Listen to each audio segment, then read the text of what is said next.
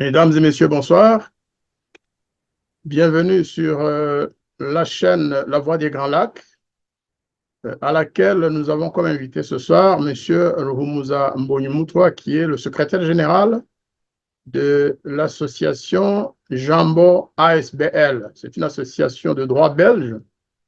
M. Ruhumuza va nous en parler, il va nous donner son historique, les objectifs de l'association dont il est le secrétaire général. Et surtout, nous allons ensemble décortiquer l'actualité de cette association au regard de ce qui se passe dans notre pays, le Rwanda, au regard aussi des accusations que le gouvernement de Kigali ne cesse de porter contre cette association de jeunes rwandais, de jeunes activistes, dans tous les sens du terme. Et donc, nous avons invité, je pense, la bonne personne qui va nous mettre au courant de toute l'actualité, bonne ou mauvaise, et de nous dire pourquoi ils sont persécutés, harcelés et menacés par le régime de Kigali. Monsieur Ruhumuza, bonsoir. Bonsoir. Merci beaucoup pour cette invitation et c'est un grand plaisir d'être avec vous. Et je vous salue ainsi que tous les auditeurs de la Voix des Grands Lacs. Évidemment, nous saluons à travers vous aussi tous les membres de l'association Jambo, qui est notre association. Ce n'est pas une association pour les jeunes, c'est une association de jeunes peut-être, mais pour tous les Rwandais, pour l'ensemble des Rwandais qui portent haut le flambeau de la lutte contre le fascisme et contre la terreur dans notre pays. Alors, pour commencer donc, je vais vous inviter à nous parler de votre association, Jambo. Est-ce que c'est Jambo ou c'est Jambo en Swahili ou Jambo, la parole, le verbe en Kinyarwanda? C'est un peu les deux, parce qu'on voulait une association qui est portée sur la région des Grands Lacs. Et donc, le mot Jambo, justement, avait des significations qui reflétaient l'esprit de notre association, que ce soit en Swahili ou en Kinyarwanda, avec Ijambo, prendre la parole, parce que c'était vraiment l'un des objectifs, c'est pousser les jeunes à oser s'exprimer, notamment sur les questions politiques de notre pays, parce que beaucoup de gens, en particulier les jeunes, ont peur de les évoquer, de pouvoir partager leurs opinions. Mais c'est aussi Jambo en Swahili, c'est le bonjour, c'est la fraternité, c'est le partage, la fraternité qu'on aimerait bien voir dans la région des Grands Lacs. Très bien, votre association a quand même un passé. Quand est-ce qu'elle a été créée, l'association Jambo? Moi, je le sais, mais pour le public, il faut qu'on sache vraiment qui est Jambo, pourquoi elle a été créée, les objectifs et la situation actuelle de votre association. L'association Jambo a été créée, ça fait déjà maintenant 15 ans. Elle a été créée en 2008 par une série de jeunes, près d'une dizaine de jeunes, issus essentiellement du Rwanda. Je pense que ce sont des jeunes qui avaient l'impression qu'à l'époque, justement, en particulier la jeunesse, qui avait envie d'agir par rapport à la question du Rwanda, par rapport à la situation politique du Rwanda qui était calamiteuse à l'époque, comme elle est toujours maintenant, surtout en particulier par rapport aux droits de l'homme. Et ils ont créé l'association avec l'idée de pouvoir sortir le Rwanda en particulier, mais la région des Grands Lacs en général, de la situation un peu triste par rapport aux droits de l'homme dans laquelle elle se trouve. Et l'objectif de Jambo, c'était mobiliser les ressources nécessaires pour créer un état de droit dans la région des Grands Lacs. Un état de droit avec un minuscule. C'était une situation de droit où chacun peut bénéficier de ses droits les plus fondamentaux, un peu comme on peut connaître de manière fort heureuse dans certains pays en Occident. Je précise que Jambo ne travaille pas de manière isolée parce que vous êtes partenaire dans beaucoup de choses avec d'autres organisations rwandaises. Et tant mieux d'ailleurs, parce que généralement, les associations qui travaillent seules dans leur petit coin rencontrent des problèmes et ils sont les seuls à les gérer ou à les subir. Alors que les rassemblements, la solidarité interassociative, naturellement, a plus d'efficacité. Tout On à ne va fait. pas Et, citer oui, toutes les oui, organisations avec lesquelles vous travaillez parce que je sais que vous êtes un peu leader en la matière. Tout simplement, moi qui suis le porte-parole de l'organisation Les Bâtisseurs du Pont Inter-Rwandais, je dois préciser, qui s'appelle RBB en anglais, Rwanda Bridge Builders, que nous avons un partenariat avec l'association Jambon ASBL, qui se passe oui, très bien, chacun respectant l'autre, chacun intervenant pour aider l'autre chaque fois que c'est nécessaire. Et surtout, à RBB, on ne peut pas accepter qu'une association rwandaise qui dit la vérité, qui se bat pour un avenir meilleur de notre peuple, qu'elle soit harcelée, persécutée, menacée de mort et traitée de tous les noms par le gouvernement de Paul Kagame. oui. Alors, Peut-être un petit point sur la question des partenariats, justement.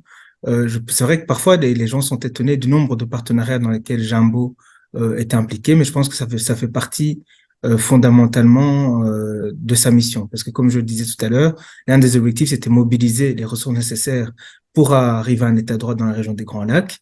Et la philosophie de Jambo, c'est que ce n'est pas à nous, les membres de Jambo, qui allons apporter ce changement, mais ce sont également toutes les forces quelle que soit la génération, quel que soit l'endroit où il se trouve. Et donc, l'objectif de Jambo, c'est pour ça qu'on participe à un énormément de partenariats. C'est dans cet objectif vraiment de mobilisation d'un maximum de ressources pour arriver au changement qu'on souhaite.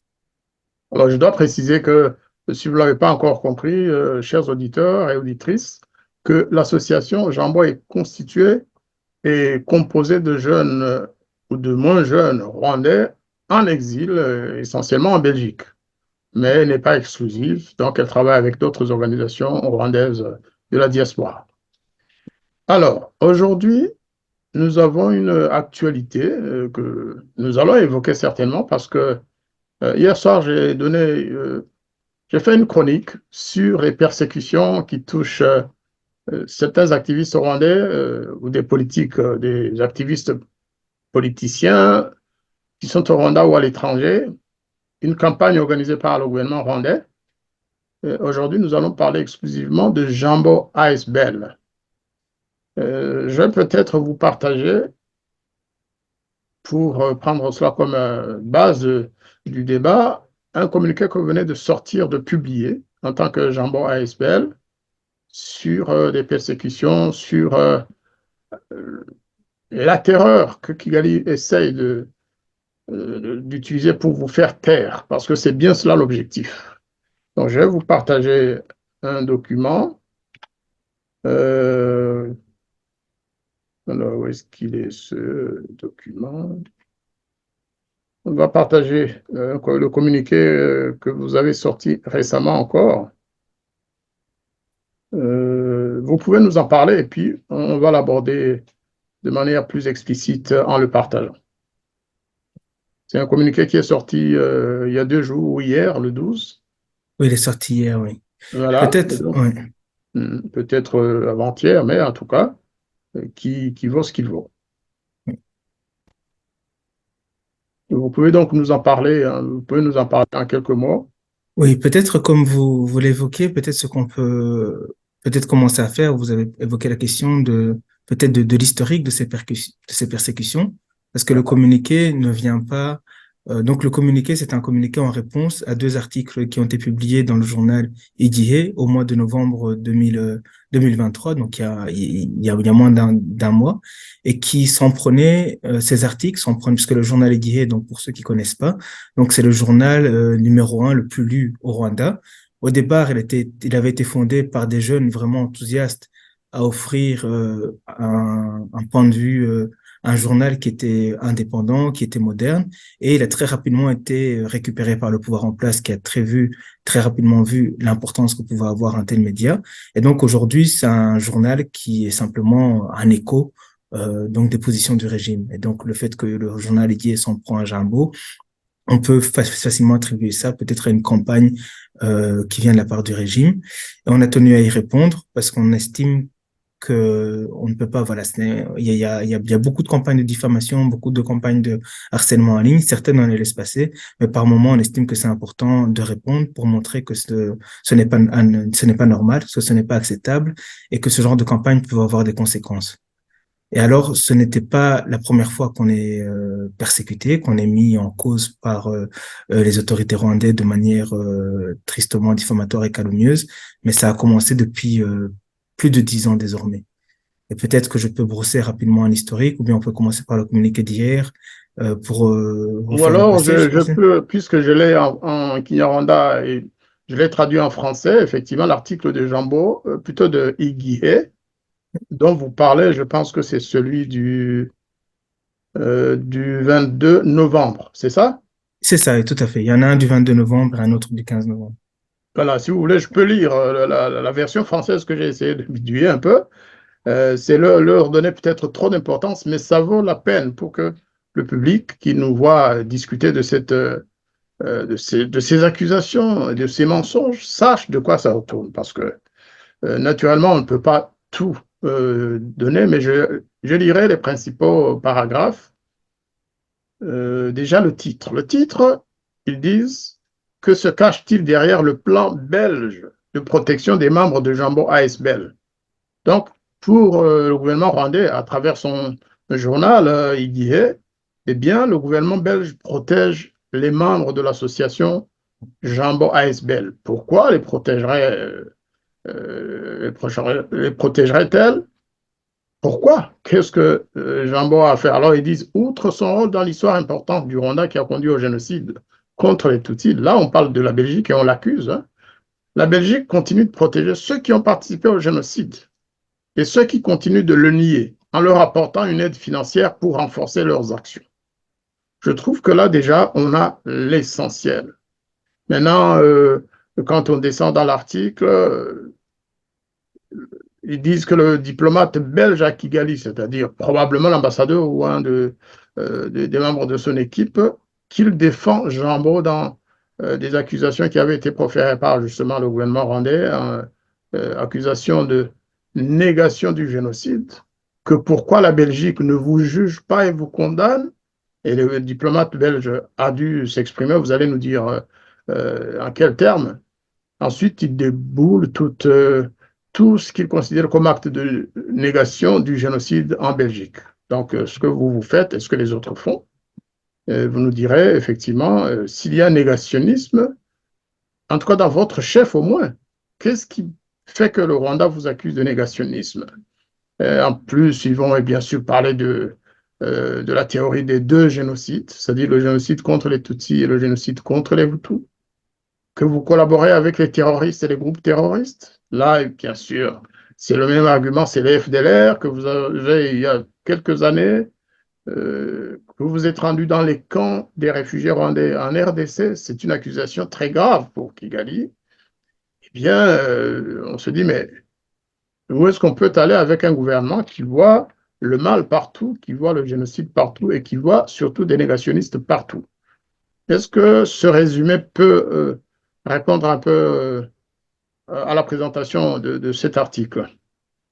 Oui, oui, tout à fait. Je crois que le résumé, il reprend très bien les arguments souvent utilisés contre Jambo. Et peut-être un élément qui est nouveau par rapport peut-être aux attaques par le passé, c'est le fait que maintenant même la Belgique est accusée de protéger les membres de Jambo ou de les favoriser.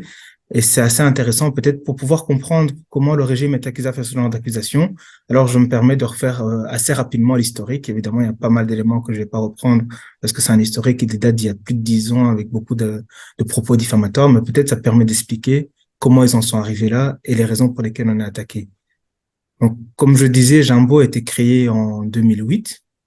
À la base, Jambo était fort médiatisé, surtout à partir du 1er octobre 2010. C'était la date de lancement de Jambo News. À ce moment-là, on a commencé à faire pas mal d'articles sur la situation des droits de l'homme dans la région des Grands Lacs, notamment au Rwanda. Et je dirais que les premières réactions du gouvernement rwandais, même s'il y avait quelques attaques, c'était surtout des tentatives de séduction. Donc, c'est-à-dire qu'on nous approchait en nous disant, vous ne savez pas très bien la réalité du Rwanda, venez visiter le Rwanda, venez voir par vous-même. Donc, c'était plutôt des tentatives assez soft. Et je dirais que la première campagne vraiment d'envergure de calomnie, elle a commencé en 2014 et peut-être en expliquant ce qu'on venait de faire, ça peut permettre de comprendre peut-être pourquoi on a attaqué. À ce moment-là, on était dans le cadre des 20 ans depuis le génocide et les autres massacres qui ont eu lieu dans le cadre du Rwanda. Donc, c'était une période assez marquante.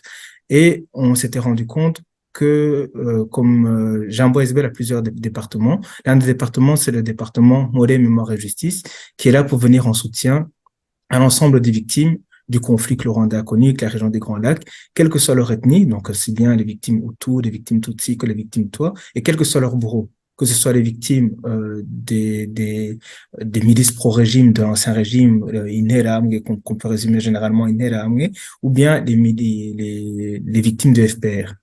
Et on se rendait compte que les victimes du régime en place aujourd'hui au Rwanda, les victimes de FPR, n'avaient aucun endroit où elles étaient pas reconnues, elles étaient simplement ignorées. Et on a voulu pousser ces victimes à pouvoir s'exprimer. À ce moment-là, on a lancé une campagne qui s'appelle I too am a victim. On a invité les gens à mettre sur un bout de papier les personnes qu'elles ont perdues, avec un hashtag qui était une campagne sur Twitter pour dire moi aussi je suis une victime. C'était pour pouvoir porter la voix. Considérez moi statut de victime. On a droit à la reconnaissance, on a droit à la mémoire, on a droit à la justice. Et à partir de cette campagne, Jambo SBL a eu la première vague d'attaques venant de Kigali qui était très très violente. À ce moment-là, on n'a pas su très bien comment réagir. C'est la première fois qu'on voyait une campagne sur les réseaux sociaux d'une telle envergure. Sans vous mentir, c'est vrai que c'était un coup dur pour beaucoup de membres. Je pense que ça a fait peur même à certains membres qui ont un peu pris du recul. Il y en a d'autres qui n'avaient peut-être plus le courage de lutter parce que c'est la première fois qu'on faisait face à ça. Et pendant des années, ça nous a pas empêché de continuer notre mission, mais ça a été un coup dur et ça, il faut le reconnaître. Par la suite, en 2018, le gouvernement un député belge du mouvement réformateur a voulu proposer une loi qui visait à réprimer le titre de la loi à la base, c'était la négation du génocide perpétré contre les Tutsis par le régime Hutu Power. C'était l'intitulé de la loi au départ, qui visait à réprimer ce négationnisme en Belgique.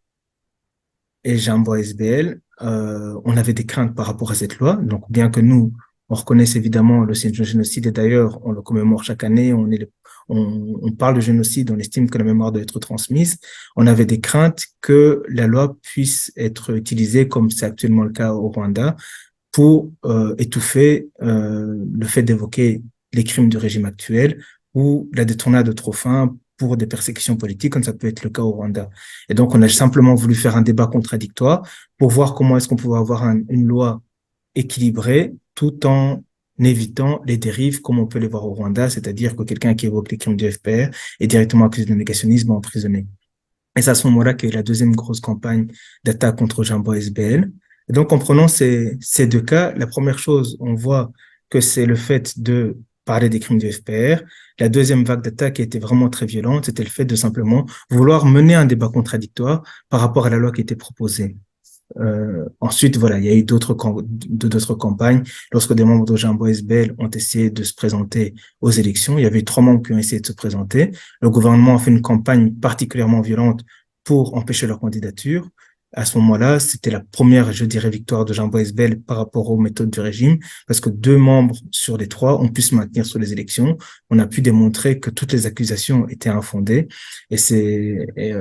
Voilà. Et donc, la campagne actuelle, je dirais que elle s'inscrit dans un schéma d'attaque qu'on a subi. Vous vous souvenez du cas de Loro Assé, par exemple, c'est un membre de Jambo qui avait été sélectionné pour faire partie d'une commission d'experts auprès du Parlement belge.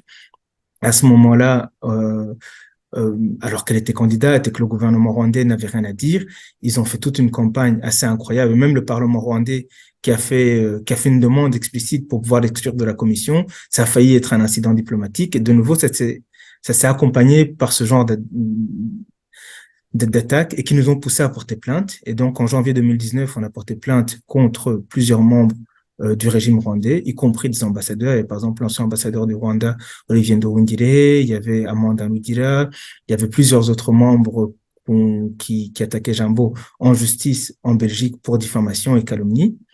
Et l'instruction est en cours actuellement. Et donc, on pense que la dernière attaque en cours, on ne sait pas du tout très bien les raisons pour lesquelles on a été attaqué parce qu'on n'avait pas fait d'action en particulier, mais on pense que c'est lié à une certaine frustration de la part du Rwanda de voir que d'une part, on n'est pas poursuivi pour négationnisme comme ils aimeraient bien l'être, mais on a toujours dit, si vous estimez qu'il y a des raisons pour lesquelles on devrait être attaqué pour ça, il faudrait porter plainte, mais ils le feront jamais parce qu'en Belgique, la loi, c'est une loi équilibrée, c'est une loi qui n'est pas la loi comme la loi du rwandaise qui est là pour éprouver les voix. Et donc, et le fait que de voir qu'il y a une instruction en cours, où des membres, pro-régime ont déjà été interrogés, à notre avis, c'est ça qui peut-être suscite la énième campagne contre Jimbo, mais aussi peut-être une façon d'intimider les autorités belges pour pouvoir éviter que des membres de Jimbo puissent avoir un espace d'expression, puissent être écoutés. Et c'était surtout dû aussi à une frustration par rapport à l'épisode de Vincent Kalega. Donc c'est le gouvernement du Rwanda a proposé un ambassadeur en Belgique. On nous avons eu des informations selon lesquelles la Belgique ne comptait pas lui donner l'accréditation. Nous avons été les premiers à publier. Et du côté du Rwanda, alors que c'est déjà diplomatiquement une affaire assez difficile de ne pas avoir son ambassadeur accrédité, voire une humiliation diplomatique. Mais ce qui les a le plus semblé énerver, c'était le fait que ce soit Jambo News qui est en premier lieu sorti l'information. Et donc, ils accusent la Belgique de connivence, de protection, parce que ils aimeraient bien tout simplement, comme ça se passe au Rwanda, qu'il n'y ait aucune voix critique du régime qui puisse s'exprimer en Belgique. Voilà, c'est assez vague. J'ai essayé voilà, de résumer. Je suis désolé si ça a été un Alors, peu long, mais on précisément, verra. puisque vous parlez de la Belgique, euh, quelle a été la réaction du diplomate belge à Kigali, qui avait été interrogé par, je pense, un journal local, sur les raisons qui font que la Belgique ne vous poursuivait pas, ne vous persécutait pas, ne vous condamnait pas? C'était qui? C'était l'ambassadeur? C'était un autre diplomate? C'était l'ambassadeur, voilà, de mémoire, l'ambassadeur, il disait simplement que euh, pour pouvoir poursuivre quelqu'un pour négationnisme, il faut qu'il ait commis l'infraction simplement de base et qu'il y ait une loi qui définit les éléments constitutifs de l'infraction. S'il y a des éléments qu'il faut porter plainte, la justice fera son travail, mais qu'on ne peut pas tout simplement prendre quelqu'un comme ça peut se passer au Rwanda sans avoir commis une quelconque infraction, encore moins qui correspond aux termes de la loi, et le poursuivre tout simplement. Et donc, l'ambassadeur de mémoire, il disait simplement que il faut non seulement porter plainte, mais il faut surtout que la personne ait commis l'infraction. Or, Jimbo n'a jamais commis les infractions qui lui sont reprochées, enfin que le gouvernement n'arrête pas de dire, de négationnisme ou de terrorisme, du moins en vertu de la loi belge, parce que la loi rwandaise, peut-être on aura l'occasion d'y revenir, elle est beaucoup plus vague et c'est une loi qui est problématique en soi. Donc c'est vrai que la loi rwandaise, la façon dont elle est libellée, on voit très bien que l'objectif n'est pas de punir la négation du génocide commis contre les Tutsis ou même d'un autre génocide, mais simplement d'empêcher peut-être le fait d'évoquer les moindres crimes passés ou actuels commis par le gouvernement du FPR. Alors, Muhumuza Mbonyumutwa, personne ne va se tromper sur le sens de votre nom. Le deuxième nom, Mbonyumutwa, ce n'est pas un nom inconnu au Rwanda. Justement, d'ailleurs, ça fait partie des nombreuses accusations que le gouvernement rwandais porte contre l'association Jambo ASBL en général, mais en particulier, vous, votre frère et les autres qui appartenaient à la famille Mbonyumutwa, qui fut notre premier président de la République. Et ils vont même jusqu'à dire que vous seriez des enfants de nazis, ce qui est très grave. Ce qui est très grave, s'attaquer à des jeunes parce qu'ils sont issus de telle famille, une famille d'ailleurs qui n'a jamais été ni condamnée ni poursuivie officiellement pour le crime de génocide, eh bien, vous seriez des génocidaires, vous seriez des négationnistes, vous seriez les pires du monde, tout simplement parce que vous êtes les petits-enfants de Dominique Mbonyumut, quoi. Ce qui est très grave, ce que les Rwandais doivent savoir, et pas seulement d'ailleurs les Rwandais. Ça montre vraiment le caractère fasciste d'un régime qui poursuit quelqu'un pour ce qu'il est, pour ses origines familiales. Ensuite, de manière injuste.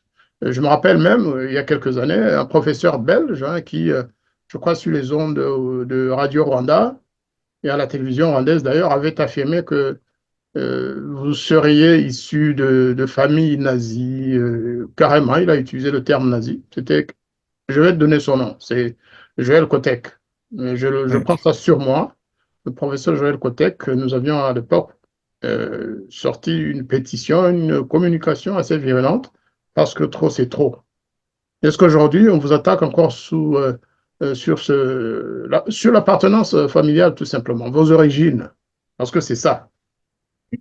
Je dirais, je pense pas que c'est spécialement nous qui sommes visés à cause de notre nom, mais je pense que c'est plutôt des méthodes utilisées par le régime. Je pense que c'est après, donc, comme après 1994, il y avait toute une série il y avait toute une classe politicienne, de politiciens qui avaient appartenu de près ou de loin à l'ancien régime. Et je pense que le FPR a très rapidement compris, de manière générale, en fait, quasiment tous les politiciens ou tout, a très bien compris qu'une façon de les neutraliser, donc évidemment, quand les gens étaient au Rwanda, c'était très facile parce qu'on les neutralisait de manière physique, soit au travers de l'emprisonnement, soit au travers de la disparition forcée, soit au travers de l'assassinat. Et quand les personnes étaient à l'étranger, de s'exprimer contre le régime, c'était beaucoup plus difficile. Et je pense que la méthode la plus facile que le FPR a utilisée a été de les accuser de manière collective, peu importe ce qu'ils avaient fait personnellement ou pas, de les accuser de génocidaires. Je pense qu'on peut donner des exemples très précis. Je pense même des gens qui ont occupé des fonctions hyper importantes au niveau du FPR. Par exemple, l'exemple de Pierre Célestin Nguema, qui a été Premier ministre. À un moment donné, le Premier ministre au Rwanda, il va en exil, on commence à l'accuser de génocide, tout d'un coup, il y a des dossiers. Il retourne au Rwanda, comme par hasard, il n'y a plus aucun dossier. Je peux prendre l'exemple peut-être de Alois Nsekalije. Pendant tout un temps, il est au Rwanda avec des fonctions hyper importantes. Et au moment où il tombe en disgrâce, à ce moment-là, on commence peut-être à avoir un dossier de gachacha contre lui. Et je pense que les exemples sont vraiment multiples. Je pense qu'on peut encore prendre un exemple encore plus parlant, parce qu'il est récemment sorti de prison, le docteur Théonès Niyitegeka. Il a vécu au Rwanda pendant plusieurs années en tant que médecin, très connu de tout le monde. En 2010, en 2003, il a voulu se présenter aux élections présidentielles. Et comme par hasard, à ce moment-là, il y a tout un dossier contre lui pour génocide. Et d'ailleurs, Manu Watch, on remercie l'association, a suivi de près le procès qui était entaché de beaucoup d'irrégularités. Il y avait même des rescapés qui disaient, nous, on nous a poussé à témoigner contre lui, mais on ne peut pas parce que cet homme est innocent. Et donc, l'accusation de génocide, c'est une accusation qui a été faite pour disqualifier tout un pan de la communauté rwandaise quand il commence à critiquer le régime. Et lorsque Jambo, peut-être même avant, parce qu'on n'est pas les seuls jeunes à s'être exprimés, est né, il y a eu le problème que le FPR avait du mal à utiliser les mêmes accusations face à des personnes qui avaient parfois 15 ans, parfois 10 ans, parfois n'étaient même pas nés en 94. Donc du coup, l'accusation de génocidaire ne tenant plus, et c'est là qu'ils ont peut-être trouvé, surtout à partir de Jambo, parce que c'est vraiment que là, cette accusation a commencé, l'accusation d'enfant de génocidaire. Et là où je dis que c'est pas spécialement lié à nous, c'est que parmi plusieurs membres de Jambo, il y a des membres dont ils connaissent même pas les parents. Je me souviens par exemple d'une fille dont son père avait été tué justement par le FPR en 1994, en avril 1994. Donc on peut même pas accuser de génocide ou quoi que ce soit. Dès qu'elle s'exprimait, on l'accusait d'enfant de génocidaire. Il y a même parfois même des personnes qui sont même des rescapés de génocide des Tutsis, même dont leurs parents sont Tutsis et même victimes de génocide, dont on allait directement accuser vous êtes des enfants de génocidaires. Mais je pense que cette accusation effectivement est plus facile lorsque ce sont des personnes comme moi, par exemple, qui avons eu un père ou un grand-père qui ont été actifs dans la politique rwandaise et qui peuvent beaucoup plus facilement essayer d'utiliser cette accusation de enfants de. Donc, c'était vraiment pour recadrer. Et je voudrais préciser que pour nous, c'est quand même des méthodes qui sont vraiment dommages, non seulement au niveau indépendamment de la question peut-être d'essayer de faire une certaine discrimination par la naissance ou des accusations vraiment assez ignobles. On avait écrit à la ministre Louise Mushikiwabo pour lui dire voilà que dans le débat rwandais jusqu'à présent, il y avait comme un certain tabou de pas s'en prendre à l'enfant de quelqu'un parce qu'il est tel, parce que on est en train de créer des conflits qui risquent de durer de génération en génération. Et on nous disait, quelles que soient nos différences politiques, philosophiques, quelles que soient nos opinions différentes sur le Rwanda ou notre histoire passée, attention, il y a certains de vos employés, à ce moment-là, on visait notamment l'ambassadeur Nduhungirehe qui était le premier à avoir amené ça, qui sont en train de franchir une certaine ligne rouge qui risque d'être dommageable, pas seulement pour nous, mais même pour vous, pour vos enfants. On pense par exemple, récemment, on a vu la petite fille de Kagame. Moi, personnellement, je trouve que ce ne serait pas juste pour elle que dans 20 ans, on commence à lui dire tu es la petite fille d'un génocidaire, enfin, que ce soit vrai ou non, quel que soit ce que les parents ont commis. Malheureusement, la lettre qu'on avait été écrite à ce moment-là, apparemment, a fini dans la poubelle du ministère des Affaires étrangères. Ils ont continué avec ces méthodes et donc on est en train d'intégrer dans l'esprit des Rwandais que c'est légitime de pouvoir essayer de juger ou de persécuter un enfant sur base de ce dont on accuse son père ou sa mère, que ce soit vrai ou non. Et c'est assez ignoble et c'est vraiment dommageable pour la société rwandaise. Alors, le temps va très vite. Effectivement, on aimerait bien vous écouter davantage, mais Je propose qu'on passe déjà à l'actualité et à la réaction de Jean Boisbel, le communiqué de mise au point que vous venez de publier. Est-ce que vous êtes d'accord qu'on puisse le partager avec le public pour le lire Oui, oui, ensemble? tout à fait, oui. On a vraiment diffusé Voilà, je avec une pense large que diffusion. ce communiqué-là, je vais le partager avec nos auditeurs. Alors, où est-ce qu'il est, ce communiqué? Mise au point par l'association Jambon ASBL. Vous avez sans doute de meilleurs yeux que moi. Je vais vous demander de le lire. Il est important qu'on voit tout ce que vous affirmez, les réponses que vous donnez au journal igihe.com, c'est-à-dire au gouvernement rwandais en réalité. C'est un article ou un communiqué qui date du 13 décembre 2023, c'est-à-dire hier. Est-ce que vous pouvez nous lire ce Je communiqué? le lis entièrement ou bien les Oh, il n'est principaux pas long, éléments? il n'est pas long. C'est important que les gens l'entendent. C'est très important. On a encore le temps, on a encore 30 minutes. Donc, on D'accord. peut se permettre de le lire. Donc, l'ASBL Jambo condamne les énièmes propos diffamatoires publiés dans le journal rwandais pro-régime idié.com, le principal quotidien rwandais, dans un article intitulé Jambo ASBL, la Belgique flirte-t-elle avec le négationnisme du génocide contre les Tutsis du Rwanda? Mise en ligne en date du 15 novembre 2023, ainsi que dans un article intitulé Le Saint Le sombre jeu belge, complicité avec les génocidaires et soutien aux terroristes, mis en ligne en date du 22 novembre 2023.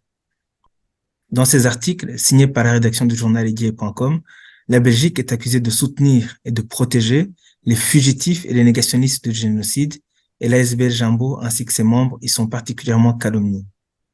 L'article du 15 novembre prétend dénoncer la présence de membres de l'ASBL Jambo, une organisation ouvertement négationniste, mais je mets entre parenthèses, aux élections européennes, législatives et régionales prévues en Belgique en juin 2024, tandis que l'article du 23 novembre prétend dénoncer une forme de complaisance du gouvernement belge qui permettrait à l'ASBL Jambo de promouvoir la théorie du double génocide, je mets entre guillemets, en toute impunité. Face à de telles accusations d'une certaine gravité, la SBL Jambo souhaite apporter les clarifications suivantes. Première clarification, en Belgique, il n'est nullement interdit d'évoquer les crimes de masse commis par le Front patriotique rwandais de Paul Kagame, même en les qualifiant de génocide, ainsi que le suggère entre autres le rapport mapping de l'ONU, publié le 1er octobre 2010. Dans tous les cas, évoquer les crimes passés ou présents de FPR de Paul Kagame ne constitue nullement une quelconque minimisation et encore moins négation du génocide contre le Tutsi du Rwanda commis entre avril et juillet 1994. Là, il y a des De, sous, mais c'est pas important, c'est les références des articles de Jambon, tout ce qu'ils ont écrit sur vous ou sur d'autres. Deuxième clarification, en Belgique, la négation du génocide contre les Tutsis est punie par la loi depuis mai 2019. Dès lors, accuser publiquement de négationnisme une personne physique ou morale de manière répétée sans porter plainte relève de la diffamation ou de la calomnie et est également punissable par la loi. Troisièmement, la SBL Jambo a ainsi déposé plainte pour diffamation et calomnie et une enquête est toujours diligentée par un juge d'instruction belge contre plusieurs individus ayant abusé de ces accusations calomnieuses. Les officiels rwandais pourraient d'ailleurs prochainement être entendus dans le cadre de cette instruction. 4. Au Rwanda, le fait d'évoquer les crimes de masse commis par le FPR de Paul Kagame est passible d'une peine pouvant aller jusqu'à 9 années de réclusion. Des centaines de condamnations ont déjà été prononcées et des milliers de personnes ont été réduites au silence, sans possibilité de demander justice ou même reconnaissance pour les leurs qui ont été massivement assassinés au Rwanda et en RDC dans les années 1990. Cinquièmement, l'ASBL Jambo continuera ses efforts de reconnaissance de toutes les victimes des graves violations du droit humanitaire international commises au Rwanda et en RDC, peu importe leur ethnie, Hutu, Tutsi et toi. Voilà, c'est fait. Comme On ça, peut nos revenir. auditeurs ont entendu tout ce que vous avez écrit. Rien n'a été transformé. C'est toujours mieux de partager un tel document qui a quand même valeur officielle et surtout qui parle au nom de tous les autres Rwandais intimidés, harcelés, menacés par le pouvoir de Kigali. Alors, compte tenu justement de ce communiqué, est-ce que vous avez depuis hier remarqué une réaction quelconque de la part de Kigali? De Kigali, pas encore. On a reçu pas mal de retours positifs de personnes qui disent qu'il faut réagir parce que c'est vrai que trop souvent, Kigali a tendance à faire ce genre d'accusation, ce genre d'accalmie contre des associations, des individus, en pensant que ça ne prête à aucune conséquence. Et donc, c'est vraiment la raison pour laquelle on avait porté plainte en 2019. Et après notre plainte, on a quand même vu un certain changement, du moins par rapport à ceux qui sont en Belgique, parce qu'il y a eu certains qui ont déjà été convoqués ou qui ont été entendus par la justice belge. Et je pense que ça fait prendre conscience à certains que venir accuser quelqu'un simplement de négationnisme, de génocidaire, c'était des infractions pénales. Et donc, ils pouvaient prêter à conséquence. Et donc, on a observé une certaine accalmie depuis qu'on a porté plainte, du moins de la part de ceux qui pourraient être inquiétés par la justice belge. On a l'impression par ailleurs que les arguments utilisés par Kigali et par ces journaux, par la presse rwandaise officielle, hein, on a l'impression que cela relève d'une réaction de faiblesse, de manque d'arguments, tout simplement. On fait peur à tous ceux qui dénoncent les méfaits et les crimes commis par le gouvernement rwandais à travers, bien sûr, les escadrons de la mort du FPR qui vont partout assassiner des Rwandais en Afrique, qui viennent en Europe pour essayer de nous intimider ou nous enlever. On a connu le cas de Paul Rusesabagina et des autres. Eh bien, ils utilisent l'argument du faible en argument. Euh, Est-ce que vous croyez qu'ils vont vraiment réagir à votre communiqué qui est si complet et qui dit toute la vérité qu'un Rwandais normal qui connaît la situation devrait en fait apprendre à utiliser comme argumentaire? Non, nous ne pensons pas qu'ils vont réagir parce que simplement, avec le FPR, à chaque fois qu'il est question d'aller dans le fond des choses, dans le fond du débat, le FPR est toujours aux abonnés absents. J'en veux pour preuve peut-être la loi que j'évoquais, le débat qu'on a voulu organiser. Le gouvernement a été invité, Iboka a été invité, la CNLG a été invitée. Donc, on voulait simplement un débat contradictoire sur ce genre de questions, mais ils ont simplement préféré d'abord faire des attaques calomnieuses pour éviter tout débat. Et donc, ça a toujours été la méthode d'essayer de disqualifier toute personne qui aurait des critiques. Au début, ça marchait parce que la loi en 2018, la conférence qu'on avait prévue, qu'on voulait organiser au Parlement belge, qui était prévue, qui avait été acceptée, je pense que quelques heures avant la conférence, on a appris que la conférence avait été annulée. Et on l'a appris comment? Par un tweet, c'est ça qui est assez révélateur et ça fait partie de notre plainte. C'était par un tweet de Amanda Lugira, qui est ambassadeur du Rwanda en Belgique. Donc, on pouvait se poser la question de comment ça se fait qu'une conférence organisée par Jean Esbel au Parlement belge, que la première personne qui annonce son annulation, c'est l'ambassadeur du Rwanda en Belgique. Donc, ça montrait très bien l'ingérence inacceptable des autorités rwandaises en Belgique. Par la suite, le gouvernement rwandais a essayé d'utiliser les mêmes méthodes. Je pense en particulier par rapport au cas de l'Oroissé qui n'a pas été évident. Donc, l'objectif était de l'évincer de la commission parlementaire belge. Et à ce moment-là, il y a une forte mobilisation de la société, de la communauté rwandaise. Et on a répondu, ça s'est joué à très peu de choses, mais au bout du compte, le Parlement belge a donné raison, ou plutôt a donné tort aux arguments du gouvernement rwandais, puisque leur OAC a été maintenu. Et je dirais que depuis lors, les méthodes qu'ils ont utilisées, peut-être pour essayer de faire en sorte que non seulement on ne puisse pas être repris par les médias belges, que des membres de Jean SBL ne puissent pas faire partie de telle formation politique belge ou ne puissent pas avoir voix au chapitre simplement par rapport à la question rwandaise, je dirais que c'est de plus en plus les méthodes ont échoué puisque de manière répétée depuis lors, on a eu voix récemment encore avec l'affaire de Vincent Caléga, je pense que ça les a vraiment beaucoup énervés de voir qu'il y avait des médias belges qui reprenaient les informations venant de Jambo SBL. Et donc, on a pu sentir une certaine frustration. Et donc, je pense que actuellement, c'est une certaine frustration, un certain désespoir qui s'exprime par rapport à des méthodes qu'ils ont souvent utilisées par le passé, qui ont eu beaucoup de succès par le passé, parce que la campagne Aïtou victime, on se souvient très bien de certains journalistes qui nous avaient contactés, qui voulaient la relayer, mais dès qu'ils ont vu des attaques de Kigali, ils se sont dit, ah non, on veut pas approcher ces gens-là, ça sent vraiment le roussi, on veut pas avoir de problème. En 2018, on se souvient très bien quand la conférence a été annulée, peu de gens osaient s'associer avec Jambo ou peu de gens auraient osé donner une plateforme. Mais je pense qu'au fur et à mesure, à force de répéter ces attaques, à force aussi qu'on se défende, qu'on montre un autre point de vue, ça a montré de plus en plus que ces attaques étaient non seulement infondées, en plus étaient injustes et étaient faites vraiment dans le seul objectif d'étouffer toute voix critique. Écoutez, je vous remercie beaucoup pour toutes ces précisions. Tout simplement, en tant que porte-parole du cadre des bâtisseurs du pont interrwandais, Rwanda Bridge Builders, je peux vous assurer de notre solidarité qui ira jusqu'au bout. Chaque fois que vous avez connu des soucis ou des problèmes, justement par rapport aux persécutions de Kigali, nous nous sommes associés à la défense de votre cause. Vous avez cité euh, la question de l'or OAC, à l'époque où la Belgique avait créé une association, ou plutôt une commission sur l'histoire de la colonisation belge au Rwanda, au Congo et au Burundi. Nous avions écrit aussi, et nous avions contacté d'ailleurs les autorités belges sur ce propos. Pour l'affaire de Joël Kotek, la même chose, nous avions même diffusé une pétition pour que Joël Kotek soit éventuellement poursuivi. Je suppose que tout cela peut calmer un peu les Belges pro-Kigali qui d'ailleurs le font sans souvent réfléchir aux conséquences que cela peut emporter à leur égard.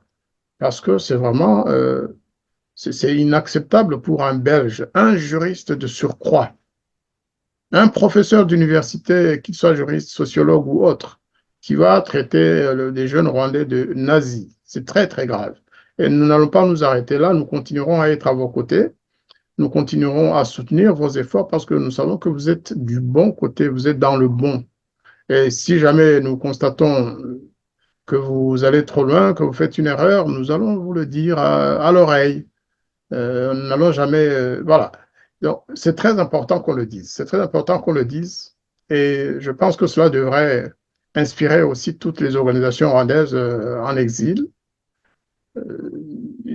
Toutes les organisations rwandaises qui luttent pour l'indépendance euh, complète de notre pays, pour la démocratie, pour le droit de parole, pour le droit d'organisation et d'association, devraient soutenir Jambo ASBL.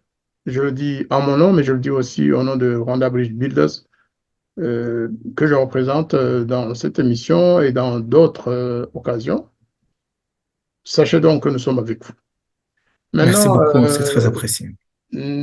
Romusa, qu'est-ce que vous pouvez envoyer comme message à la jeunesse rwandaise qui partage la liberté d'expression avec vous, qui aspire à vivre dans un pays pacifié, qui souhaiterait que les guerres que le Rwanda a déclenchées dans la région, les morts, les assassinats, les crimes de masse, les crimes contre l'humanité, les crimes de génocide que le Rwanda, ou plutôt l'armée rwandaise, hein, ou le régime de Kagame continue à propager dans la région, notamment et surtout en RDC, qu'est-ce que vous pouvez envoyer comme message à tous les peuples frères de notre région? D'abord, peut-être à la jeunesse rwandaise qui vit en exil, je leur dirais, simple, selon les pays dans lesquels ils vivent, mais c'est pour ceux qui vivent comme dans des pays comme la Belgique, comme la France, comme peut-être plutôt où ils sont en sécurité, je leur dirais que on a la chance, les jeunes, peut-être même les moins jeunes, de vivre dans des pays qui nous permettent la liberté d'expression.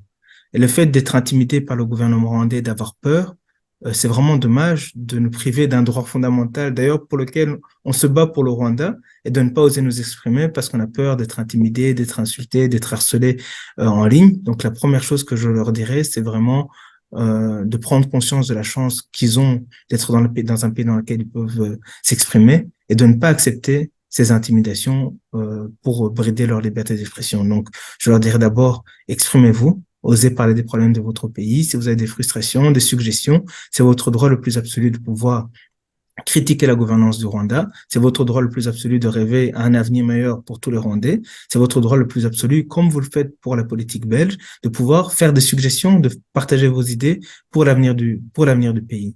Et donc vraiment, c'est oser vous exprimer. Et la deuxième chose qui est assez importante, je reprendrai une phrase que Victoire avait dite peut-être avant qu'elle aille au Rwanda, en disant que le changement, peut-être on est beaucoup de Rwandais qui vivent en exil, qui n'ont pas le droit de mettre le pied dans notre pays, qui sont attristés par la situation, qui voyons les défenseurs des droits de l'homme au Rwanda ou les journalistes actuellement en prison ou parfois qui continuent à être persécutés de manière beaucoup plus violente, comme des disparitions forcées, comme des assassinats. Et Victoire avait dit que le changement ne sera pas apporté sur une assiette, C'est pas en étant assis que tout d'un coup, et on doit comprendre, en particulier en tant que jeunes, en particulier ceux qui ont encore la force de la jeunesse, de comprendre que le changement ne tombera pas du ciel et que c'est le rôle de la jeunesse de prendre son destin en main et de pouvoir lutter pour ce changement. Et donc, oser s'exprimer et comprendre que c'est le rôle de la jeunesse et qu'il y a aucune contribution qui est minime. Il y a parfois des jeunes qui disent, oui, moi, je n'ai pas le talent d'écrire, je n'ai pas le talent peut-être de parler, je n'ai pas, mais je pense que n'importe quelle contribution, même le partage simplement d'un post, par exemple, de Human Rights Watch qui parle de la question politique du Rwanda, même l'interview, par exemple, d'une personne comme Aimable Kalasila qui est aujourd'hui en train de croupir au Rwanda, simplement partagée sur les réseaux sociaux, je pense que ça peut avoir du poids. Il n'y a aucune contribution qui est négligeable et qui est inutile.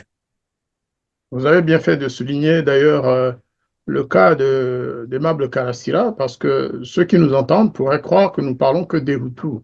Aujourd'hui, la persécution du gouvernement rwandais contre tous ceux qui disent autre chose que ça doit ça habituel, hein, eh bien, ils sont persécutés, qu'ils soient Bahutu, qu'ils soient Batutsi, qu'ils soient Batwa.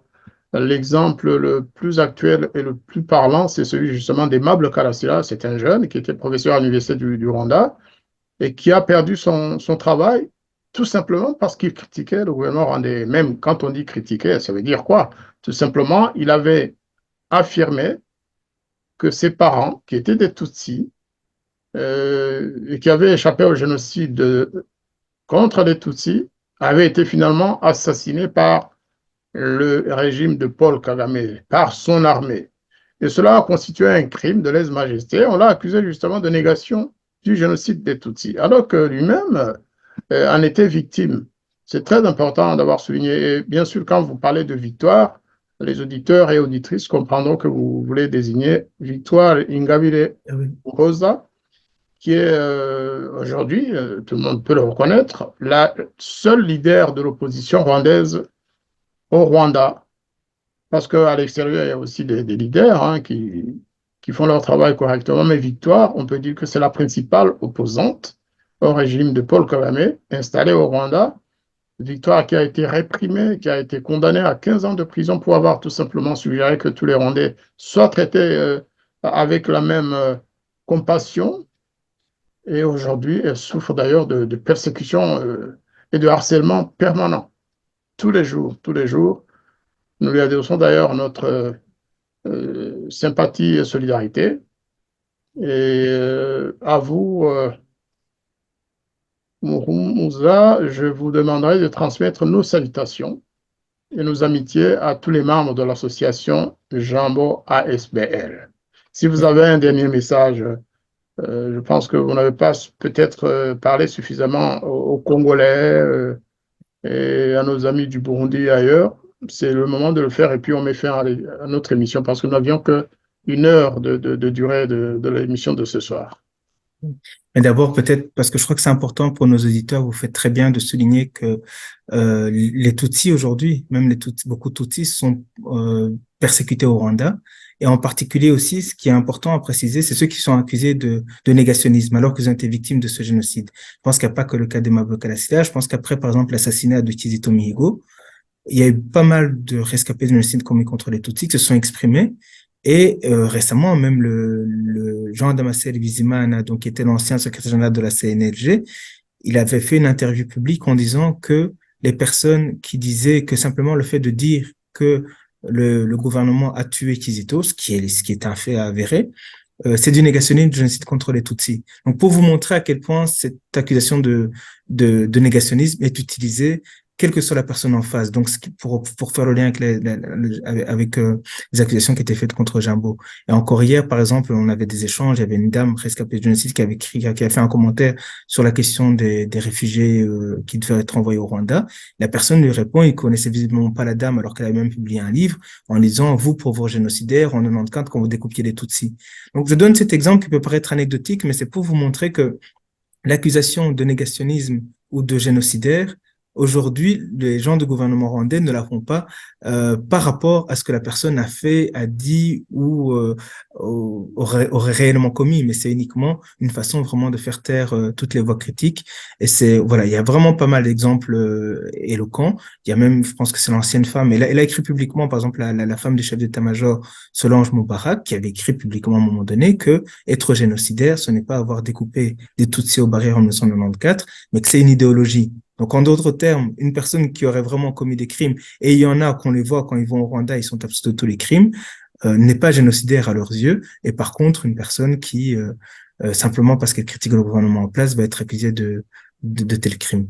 Et pour en terminer vraiment, par rapport à la question peut-être des Burundais, en particulier aussi la question des Congolais, je tenais en particulier à mon nom personnel, mais aussi au nom de Jambo, à exprimer tout d'abord ma compassion à toutes les victimes congolaises. Et c'est vraiment regrettable, ça fait très mal au cœur de voir que les Congolais ont été des victimes indirectes en fait du conflit rwandais à partir du moment où les troupes de Paul Kagame ont poursuivi les réfugiés rwandais avec des victimes qui ont lieu jusqu'à présent. Et donc, c'est vraiment ma solidarité envers ces victimes congolaises et de dire qu'on est que c'est notre responsabilité de nous mettre ensemble, qu'on les soutiendra comme on peut pour pouvoir avoir le changement dans la région, avoir une justice et qu'on est derrière les Congolais qui désirent un changement. En particulier, je pense à des Congolais comme le docteur Mukwege qui désirent vraiment une justice pour les victimes aussi bien rwandaises, parce qu'il y a les réfugiés rwandais qui ont été poursuivis, mais aussi les victimes congolaises de toute cette tragédie. Merci beaucoup pour ces paroles qui vont sans doute droit au cœur des Congolais, qu'ils soient de l'Est, qu'ils soient de l'Ouest, du Centre. Nous sommes solidaires avec les Congolais, les victimes congolaises, des familles des victimes congolaises, mais aussi de toutes les victimes actuelles, surtout. Et il faut savoir que la guerre du Congo nous concerne au premier chef.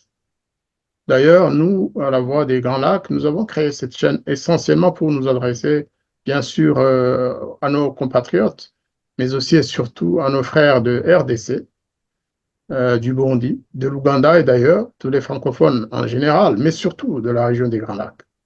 Et nous les saluons au passage et nous leur disons que demain, nous reviendrons avec d'autres personnes qui vont livrer leurs témoignages, des Congolais, des Rwandais, qui vont parler de cette politique de persécution, de menace de mort, parce qu'on ne le dit pas assez, nous sommes menacés de mort de manière directe ou indirecte. Nous sommes diffamés, calomniés, assassinés politiquement par des mensonges.